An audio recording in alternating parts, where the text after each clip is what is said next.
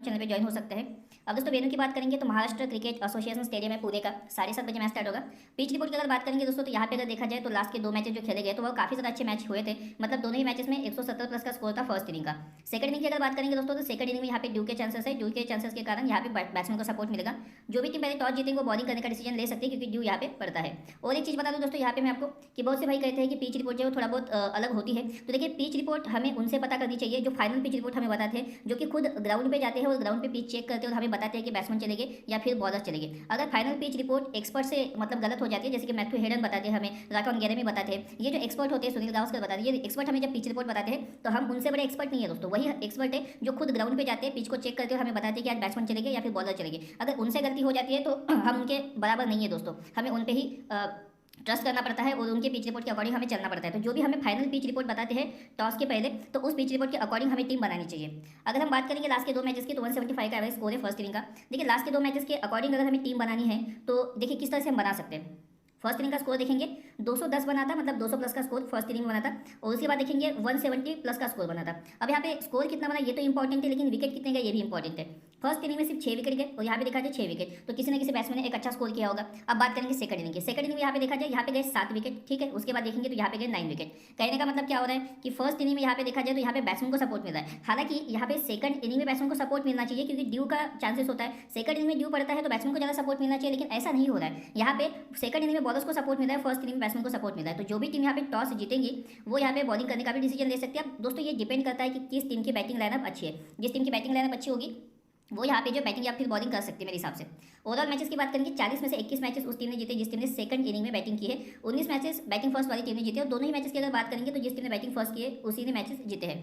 बात करेंगे दोस्तों पेसर्स वर्सेस स्पिनर की, तो पेसर्स ने 22 विकेट निकले लास्ट के 2 मैचेस में और स्पिनर की बात करेंगे सिर्फ 5 विकेट मिले।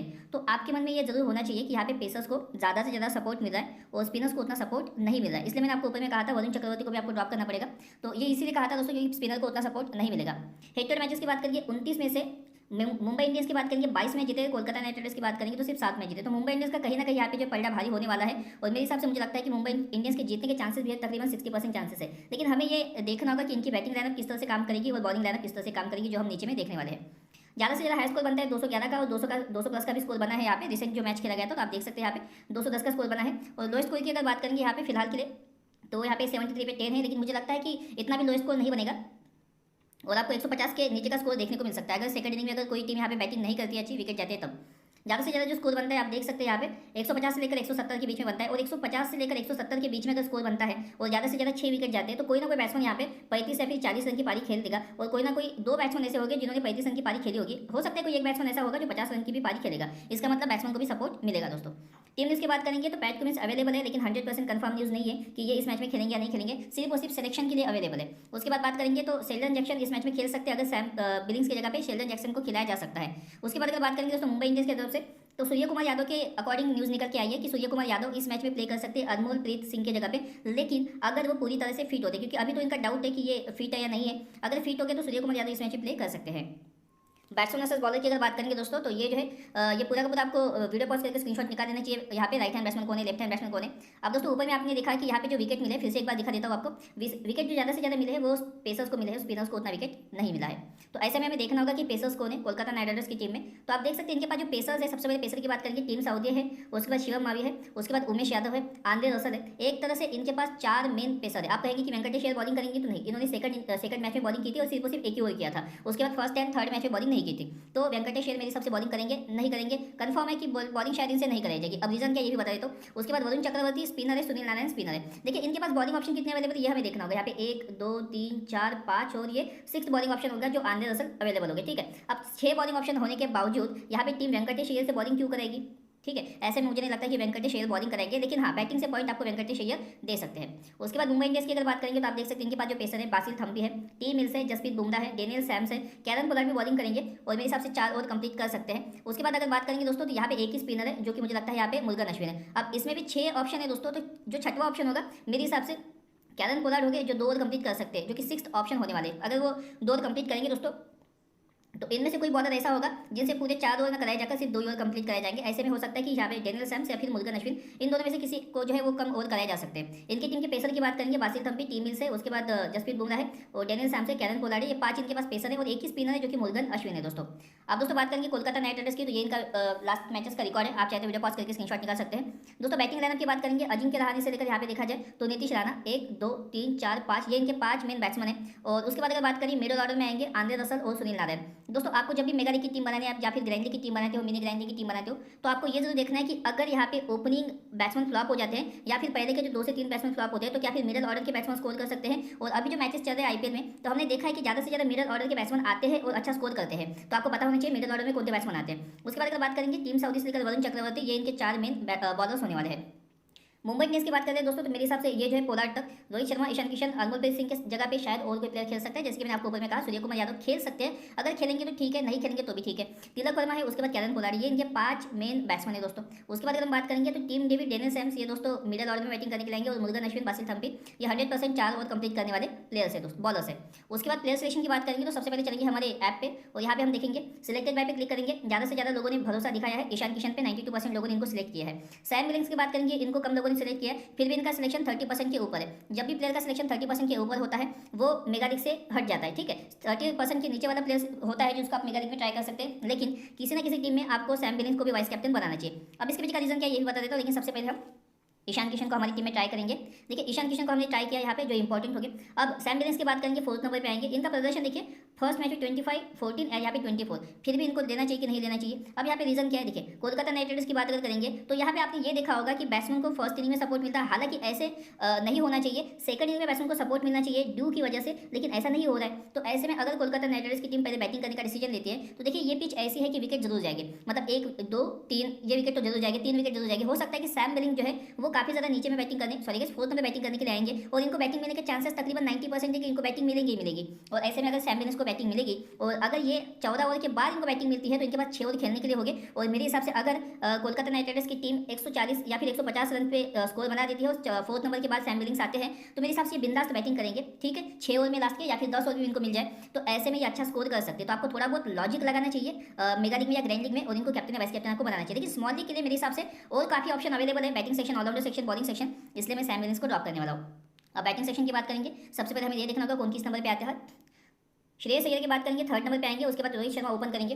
तिलक वर्मा की बात करेंगे 4th नंबर पे, अजिंक्य रहाणे ओपन करेंगे, नीतीश राणा 5th नंबर पे, टीम डेविड 6th नंबर पे, अमरप्रीत सिंह अगर खेलेंगे तो ठीक है, अगर सूर्य कुमार यादव इनकी जगह पे खेलेंगे और Surya Kumar Yadav 3rd number batting करने के लिए आ सकते हैं। देखिए यहाँ पे मैंने आपको लिखा भी है सूर्य कुमार यादव का लास्ट के 3 ही मैचेस का प्रदर्शन अच्छा है। अब मेरे हिसाब से आप किस प्लेयर को ट्राई करना चाहते हैं, मैं आपसे कहूंगा कि आपको 10 प्लेयर सेफ लेना है और एक ही प्लेयर पे रिस्क लेना है, बाकी आपको ज़्यादा रिस्क नहीं लेना चाहते। अगर आपको 2 प्लेयर पे रिस्क लेना है तो आपको 9 प्लेयर सेफ लेना चाहिए। अब मैं यहाँ पे आपको बताऊंगा, श्रेयस अय्यर है, श्रेयस अय्यर है, रोहित शर्मा है, तिलक वर्मा है, ये तीनों इंपॉर्टेंट हो गए, ठीक है। इनका सिलेक्शन देखिए 60% के ऊपर है सबका सिलेक्शन। अब आपके मन में सवाल आएगा कि वेंकटेश अय्यर जो है यहाँ पे ऑलराउंडर सेक्शन से हम बात करेंगे वेंकटेश अय्यर के बारे में।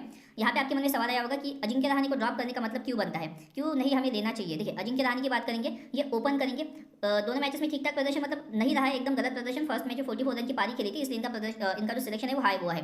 देखिए मैंने आपको ऊपर में कहा था कि 10 प्लेयर के साथ आपको एक प्लेयर को रिस्की लेना है। अब मैं आपको रिस्की प्लेयर बताऊंगा, रिस्की प्लेयर की जगह पे आप अजिंक्य रहाणे को पिक कर सकते हैं या फिर किसी और प्लेयर को पिक कर सकते हैं। तो मेरे हिसाब से मैंने अजिंक्य रहाणे को इसलिए ड्रॉप किया क्योंकि मुझे इस टीम में एक रिस्क जरूर लेना है। और बात अगर करेंगे ये ओपन करेंगे, ठीक है। अब दोस्तों यहाँ पे 2 चीजें होगी, ठीक है। अजिंक्य रहाणे अगर ओपन करेंगे, मैं आपको दिखा देता हूँ, थोड़ा सा समझा भी देता हूँ यहाँ पे, ठीक है। अजिंक्य रहाणे ओपन करेंगे वेंकटेश अय्यर के साथ। अब अजिंक्य रहाणे जब यहाँ पे ओपन करेंगे तो हमें इनका प्लेयर बैटल देखना होगा कि इनके सामने कौन सा बॉलर इनको ज्यादा से जल्दी आउट कर सकता है। तो इनके सामने कौन होगा, जसप्रीत बुमराह और या फिर हो सकता है कि टीम मिल्स, ये दोनों बॉलर हो गए अजिंक्य रहाणे के सामने। और जसप्रीत बुमराह और अजिंक्य रहाणे का जो प्लेयर बैटल है वो मैं आपको ग्रैंड लीग के वीडियो में बताने वाला हूँ, तो वो काफी ज्यादा इंपॉर्टेंट होगा। तो ऐसे में जसप्रीत बुमराह या तो अजिंक्य रहाणे को जल्दी आउट कर देंगे या फिर हो सकता है कि अजिंक्य रहाणे टिक गए तो फिर वो एक अच्छी पारी खेल सकते हैं। लेकिन मैं यहाँ पे थोड़ा बहुत रिस्क लूंगा क्योंकि मुझे जसप्रीत बुमराह भी इस मैच में थोड़ा बहुत ट्रस्ट आ रहा है कि जसप्रीत बुमराह विकेट निकालेंगे, इसलिए अजिंक्य रहाणे को मैंने ड्रॉप किया है। उसके बाद बात करेंगे नीतीश राणा जो कि 5th नंबर पे आएंगे। आप इनको ट्राई कर सकते हैं, लेकिन मेरे हिसाब से रिस्की ऑप्शन होंगे। नीचे में अगर बात करेंगे तो नीचे में कोई अच्छे ऑप्शन यहाँ पे अवेलेबल नहीं है।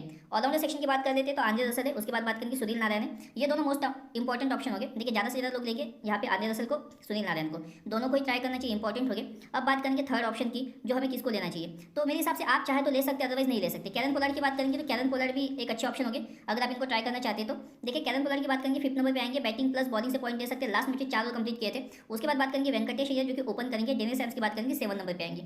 अब दोस्तों यहाँ पे मैंने लिया है रिस्क, वेंकटेश अय्यर को टीम में ट्राई किया, जो कि लास्ट मैच में ओपन किया था, और ओपन ही करते हैं ये, और सेकंड मैच में इन्होंने सिर्फ एक ओवर डाला था, उसके बाद इन्होंने बॉलिंग नहीं की थी, और ये जो होगी ये 7th ऑप्शन होगी बॉलिंग करने के लिए कोलकाता नाइट राइडर्स की तरफ से, तो इनसे बॉलिंग नहीं कराई जाएगी। और अगर वेंकटेश अय्यर आउट हो जाते हैं 10 या 15 रन बना के, तो हमारी टीम पूरी तरह से फ्लॉप हो सकती है। तो फिर आपके पास ऑप्शन कौन सा है, आप कैरन पोलार्ड को ट्राई कर सकते हैं। कैरन पोलार्ड 5th नंबर पे आएंगे, बैटिंग प्लस बॉलिंग से पॉइंट आपको दे सकते हैं। अदरवाइज आप नहीं चाहते तो फिर आप यहाँ पे अजिंक्य रहाणे को पिक कर सकते हैं। मैं आपको टीम दिखाऊंगा तो उसमें मैं आपको समझा दूंगा कि किस प्लेयर को आपको लेना चाहिए। फिलहाल के लिए वेंकटेश अय्यर पे मैं रिस्क लूंगा। उसके बाद अगर बात करेंगे, हमारे पास 4 मेन बॉलर ऑप्शन अवेलेबल है। एक तो यहाँ पे देखा जाए उमेश यादव है, उसके बाद देखेंगे जसप्रीत बुमराह है, टीम सऊदी है, टीम मिल से, इन चारों को आपको ट्राई करना चाहिए। अब आप ये भी कहेंगे कि भाई यहाँ पे जसप्रीत गाइस यहाँ पे जो है वो चारों ही ऑप्शन जो है वो ज़्यादा से ज़्यादा लोगों ने पिक किए हैं, मतलब 60% के ऊपर ही सिलेक्शन है। अगर हम रिस्क नहीं लेते तो हमारी टीम पूरी तरह से फ्लॉप हो जाएगी। तो ऑलरेडी मैंने एक रिस्क यहाँ पे लिया है, तो टीम फ्लॉप होने के चांसेस कम है। अगर वो रिस्क चल गया, वेंकटेश अय्यर चल गया, तो हमारी टीम क्लीन स्वीप कर जाएगी, अगर नहीं चले तो टीम फ्लॉप हो जाएगी। अदरवाइज आपके पास अगर ये सवाल होगा तो मैं आपको टीम का प्रीव्यू दिखा देता हूँ। देखिए उमेश यादव है यहाँ पे, टीम सऊदी, दोनों इंपॉर्टेंट हो गए। अब यहाँ पे जो है हम वरुण चक्रवर्ती को ड्रॉप करने वाले, शिवम मावी को ड्रॉप करेंगे, दोनों को ड्रॉप करेंगे। पैट कमिंस खेलेंगे तो इंपॉर्टेंट हो सकते हैं लेकिन कंफर्म नहीं है। जसप्रीत बुमराह है, टीम मिल से, दोनों इंपॉर्टेंट हो गए। मुरुगन अश्विन, बासिल थम्बी को ड्रॉप करेंगे क्योंकि दोनों ही प्लेयर अच्छे हैं, बॉलर अच्छे हैं, लेकिन लास्ट मैच दोनों को विकेट नहीं मिला है। ओपनिंग एंड डेथ बॉलर्स की बात कर रहे थे, उमेश यादव है, टीम सऊदी है, शिवम मावी और यहाँ पे आंद्रे रसल है। उसके बाद अगर बात करेंगे मुंबई इंडियंस की, तो जसप्रीत बुमराह, डेनियल सैम्स है, जसप्रीत बुमराह और टीम मिल्स जेट बॉलिंग कर सकते हैं। इंपॉर्टेंट प्लेयर्स की बात करेंगे तो ये 10 प्लेयर काफी ज़्यादा इंपॉर्टेंट हो गए। 90% लोगों की टीम में 10 प्लेयर दिखेंगे, सिर्फ एक प्लेयर पे आपको रिस्क लेना होगा। दोस्तों बात करेंगे ग्रैंड लीग के प्लेयर्स की, तो आप देख सकते हैं यहाँ पे जो मेगा लीग का वीडियो आएगा 6 टीम्स का, उसमें हम प्लेयर बैटल देखेंगे जो काफी ज़्यादा इंपॉर्टेंट होगा। ग्रैंड लीग के प्लेयर्स देखेंगे, कैप्टन वाइस कैप्टन देखेंगे ग्रैंड लीग के लिए। अब बात करेंगे दोस्तों स्मॉल लीग के लिए, कैप्टन वाइस कैप्टन तो ईशान किशन, आंद्रे रसल है, उमेश यादव है, Rohit Sharma, Shreyas Iyer captain vice captain के अच्छे ऑप्शन होंगे स्मॉल लीग के लिए। अब दोस्तों हम यहाँ पे अपने कैप्टन वाइस कैप्टन चूज कर देते हैं, उसके बाद मैं आपको टीम का प्रीव्यू दिखाऊंगा। मेरे हिसाब से ईशान किशन इंपॉर्टेंट हो गया, बैट्समैन को सपोर्ट मिलेगा तो ईशान किशन अच्छा स्कोर कर सकते हैं। लेकिन आंद्रे रसल की बात करेंगे, ये बैटिंग प्लस बॉलिंग से पॉइंट दे सकते हैं, तो आंद्रे रसल को मैं वाइस कैप्टन बनाने वाला हूँ। आप चाहे तो रोहित